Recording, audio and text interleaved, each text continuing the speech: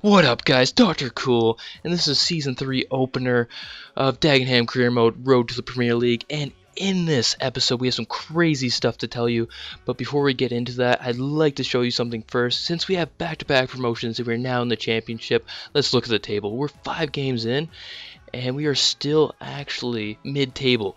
We are in 12th place. We have 2 wins, 1 draw, and 2 losses, with a goal difference of 0 and 7 points out of those 5 games, which is very good actually, since we are, or 2 seasons ago we were in League 2, but now we are in the championship, playing against some top clubs. But here's the really big news, and it's the transfer window. So we'll start off from the bottom. Suarez we sold on loan, and Striker, oh my god, we picked him up for free last season. This year we sold him for $1 million for a huge profit. We also sold Payne. We picked him up for the first season for free and sold him for 280. And since we sold our striker, we picked up another one who's 61 overall for free, which is a great deal. We sold some other players, and we loaned a bunch of our young stars. Another big one, we sold Dagenham. You Dagenham fans would know him, and it's a shame he had to leave, but he had to, because he was not really as strong as the other players. And there's Gnabry. Some of you guys might know I'm an Arsenal fan, so I felt I need just somebody from the Arsenal team on this Dagenham squad, so I picked him up for a cool 500k. As you can see now right here, he is one of our top players and worth the most at 575. And here's our transfer budget. At the start we were only given, I think, 200,000 transfer budget and 1,000 wage, so it has improved a lot. Like, my god, it has improved a ton. And we had a comment in the comments section for us to scout at Denmark, so that is exactly what I did. And as you can see, we had some decent players. We haven't signed anyone yet from Denmark, but it looks like we could be in the near future. And we, of course, as always, we had some great suggestions for players. So we looked at the Norwich brothers, and we also looked at this striker from Hearts. I really was trying to sign him because we did need a striker, but Hearts wanted way too much money for him, so I was unable to sign him. Sorry about that, guys. But some clubs are just not willing to let go of their big strikers. But my god, this is a free agent. He's worth $1.1 million. We are going to pick him up, of course. Like, how crazy is that? Who would have thought a free agent that's only 19 would be worth that much? And then here's some more free agents, and the other Norwich brother, the left mid. That's the guy I really like to get in the future. Not maybe this transfer window, but next transfer window, I'd like to pick him up as the other winger for Gnabry. But also, I'd like to point out, I had some great suggestions from a man named Jack Tom, but it was a shame that I recorded this too early, so I was not able to look into those suggestions. But there we have it. We just signed that crazy center mid, and we also signed another really strong center midfielder. And then also a big shout out to Captain and Jet, who are both huge subscribers, helping me out. They're always commenting with great suggestions of players, so thank you to you two as well. And there we have it. The one midfielder overall is 70 and the other one is 65, which are both very strong for their age, so they'll be great additions to our club. And I'm just liking how this squad is getting together. At the start of the season, I wasn't too sure, but now with these signings and everything's kind of falling into place, we could do very well in this season. Of course, I'm not thinking promotion, but I think we can hold out in this league this year at least. And there we're going to sell one of our midfielders, of course, because we made those big signings.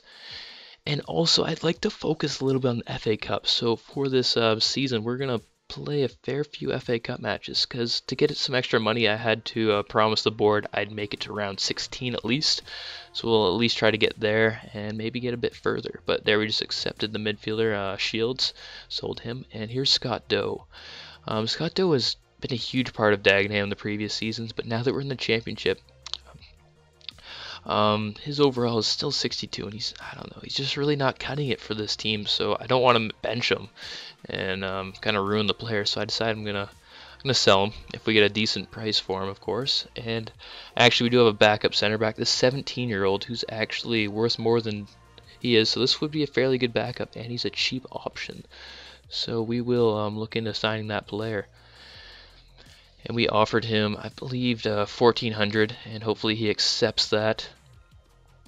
And sorry, I just went out there, but we're back in, and yeah, like here we are, 1,400, crucial player, submit that offer. There we go. And we are looking fairly good, so let's just kind of get through this and see if we get accepted for everything.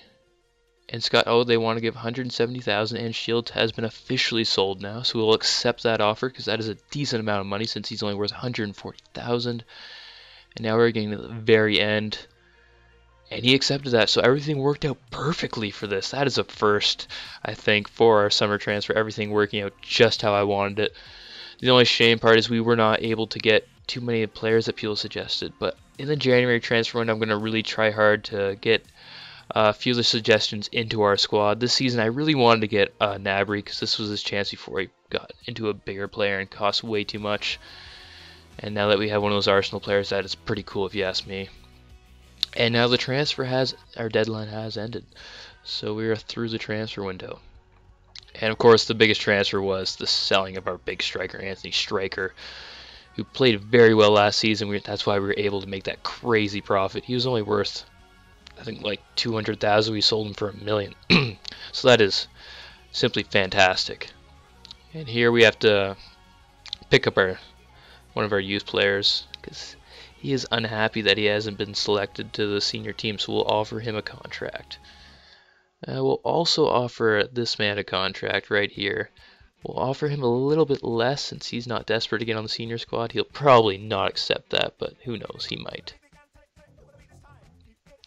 And here in this episode, we're going to be playing one match, but before we play that match, we're going to simulate 2 games, and one of them is going to be Wolverhampton, of course, which is right here, but after that we're going to be playing Crystal Palace, which will be crazy, as you guys probably know. But first minute in, my god, Wolverhampton scores. That is not the start we wanted. They get a yellow card, and at the halftime it is 1-0 for Wolves, and they make it 2-0 in the 56th. This is not looking good. I think we lost this game. Oh man, at home 2-0. That is not what we want, of course. And neither does the office. But the last match, they were not too impressed with that loss. So as I said earlier, it's going to be tough in this season with such a tight budget. We weren't able to make huge signings. We had to sell players and buy a few bargains for sure to get our team decent enough to hold out. And hopefully the board doesn't get too mad, but I feel they're going to get a little bit unhappy because they want us to have a high finish, but it is going to be very difficult to pull that off, especially early on, because our squad's only going to improve, but right now it's not too strong. And here we have our second game against Middlesbrough, and 20 minutes in, 0-0. Oh, Gold scores. Oh, yes, that signing from last season. He makes it 1-0 for us at the half. Can we hold on for this victory? 80 minutes in, and we're still winning. They tie it in the 80s. Oh, man. And there drops 2 points. We almost held on for the win, but we were unable to do that. So here we are. We're against Crystal Palace at home. This is a huge match, as you guys know. The big man himself, Dwight Gale. There's our squad right there that we'll be playing. But oh man, Dwight Gale, as a lot of you guys know, he used to be playing for Dagenham, but he got sold to Crystal Palace for, I think it was a $1 million. We tried to sign him last year, but we were unable to. And Crystal Palace showed how good they were early on. He passes it, and they've just tapped into an open net out of nowhere. I wasn't even expecting that, and then they just score. At first, I thought it was the goalie's fault, but he actually chip pass to his player, and he taps into the open net. So that makes it 1-0, 14 minutes in. And believe me, this was a tough game. And I thought I was going to go into the half down. But all of a sudden, I lose possession. And I'm like, okay, this is the end of the half. But the ref keeps giving me more time. So I'm like, okay, let's take this. So I almost lose the ball with Burko, but I managed to hold on. Burko starts running down the wing. He plows right through the defender. Says it wasn't a foul. Ref gives it to him. He crosses it in front of the striker. Striker's overhead kick. Bounces twice and goes into the back of the net. Oh my god, our new striker has pulled it off. Caribou, I think. I don't know how to pronounce that, but my god, he's pumped after that. And what was that keeper doing? I do not know. He has really bad reactions. And at the halftime, it is all tied up. Apparently we had 0 shots on target, so that might have taken a little bit of a deflection. I don't really know how that works, but okay, we'll take it regardless.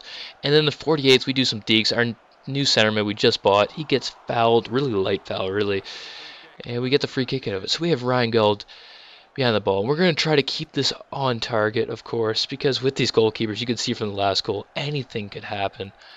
So we're going to put a little bit of bend on it, but for the most part, keep this on target. That's what we do, but the goalie hand's strong, and he holds on to that. And then, here's a big move. Dwight Gale subs on in the 58th minute. But he's way down there, and he cannot be any part of this. And we get some nice passes in. Caribou goes in, cuts inside, takes a shot, nearly scores. Goalie with a fingertip save, but we were unable to get anything out of that corner. And then the 66th, he does a random cross, and it gets deflected for a corner. That is pretty random chance they get out of that. And out of nowhere, they put it into the back of the net.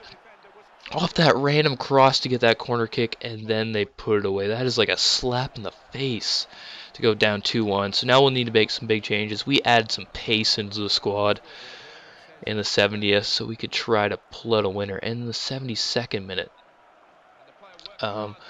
we're able to steal the ball, but as you can see, we steal the ball, but they steal it right back, and this kept happening in the game. I was just unable to hang on to the ball at all, and they were just dominating the possession, really annoying me, actually. I've never had a club do that to me, but finally, in the 77th, Nabry sees our striker. He crosses it in front. Guess who? Ryan. He smashes that header home and gets us the goal in the 78th to tie it up. So now we're looking like there's a lot of hope. But before long, I realized that we cannot be pushing too hard, because in the 85th minute, Dwight Gale throws their player. He crosses in front, beats the goalkeeper. Oh my god, the overhead kick hits the post. So after that, I realized I need to go on the defense, because look how close he was to scoring. And there was no real chances after that, because I made sure of it. I did not want to lose this game. I tried to pull off a quick counterattack, but nothing happened, and the game ended. But Ryan Gauld was able to get to that man of the match. He played very good for our team. And in the end, it was all tied up against Dwight Gale and Crystal Palace. It wasn't too bad of a match for a top team that was, like right now in real life, is in the Premier League, so that's not too bad for Dagenham. And after that, we are in 15th place, 2 wins, 3 ties, and 3 losses. We were unable to get a win this time around, but we're still mid-table and not doing too bad. So this is just about the end of the episode. As you can see here, Hill is worth 1.9 million now, which is just insane.